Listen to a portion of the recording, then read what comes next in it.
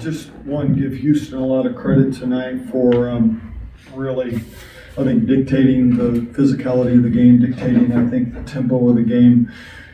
You know, they really had us on our heels that first half, really frustrated our guards, and they had a lot to do with that. And I thought when I looked at Houston on film, they had played 3 of the top teams in the league coming in, and I know that some of those margins had gotten away from them, but I was impressed with how gritty and tough they played, and I think that's a credit to the staff and their kids. They're fighting right now, and we were fortunate to come out with a victory tonight. Coach, what adjustments did you make at halftime and into that third quarter? Well, from a defensive standpoint, we wanted to make sure we were a little more disciplined. We put them on the free throw line 15 times in the first half, and many times we were in better position, but we were fouling jump shooters, and that's just a cardinal sin defensively. So toughness, we needed to play tougher. I thought we did in the second half. I thought we got to the floor, dove on the floor numerous times. I felt like we competed better on the glass than we did in the first half. Offensively, we really struggled to find any rhythm. Press gave us a little bit of offense. The unfortunate situation under the basket ends up giving us some opportunities to score, and that kind of turned the momentum at that point. But, you know, we were fighting at that. Well, fighting's a bad word because, you know, it's unfortunate that happened. I hate it because it's a competitive game. It's just one of those things that I'm glad our bench, because it happened in front of us.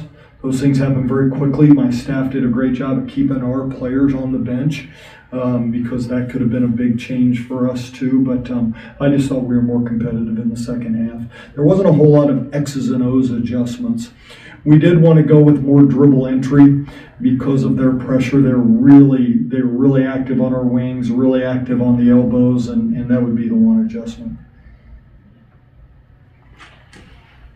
Yeah, your offense, I really like how you move the ball and you get a lot of movement out of it. Tess Hill had 31 points tonight. She had a pretty good stat sheet tonight. How much do you depend on her throughout your seasons? Yeah, you know, tonight was a night where Garcian's sides really struggled. And once again, Houston had something to do with that. They really put a lot of emphasis on it, and they did a great job with it. Tess is a really tough, hard-nosed player. She has learned to play with a greater pace about her. And tonight we were able to run some offense through her at the point guard. We were able to run some offense through her at the wing, and so we just kept moving her around. And she played really well. Obviously, we wouldn't be sitting here with a victory if it wasn't for Tess's performance tonight. Your thoughts of overall right now of the conference? Boy, I heard some of the scores tonight. I think the league's good. I think that the one thing that the transfer portal has done in college basketball is it's given the ability to be, for all the teams to be old if they choose. They can get experience. And, you know, we're one of the youngest teams in Power 4. Somebody gave me the stat that we might play the most freshmen. I'm not sure. Anyways, I know I'm getting older quick, so I hope they get older quick here too.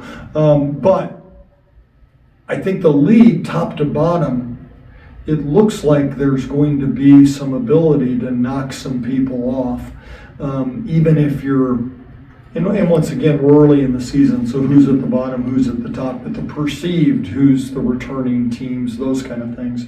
I also felt like in looking at some games that it's got pretty good depth to it.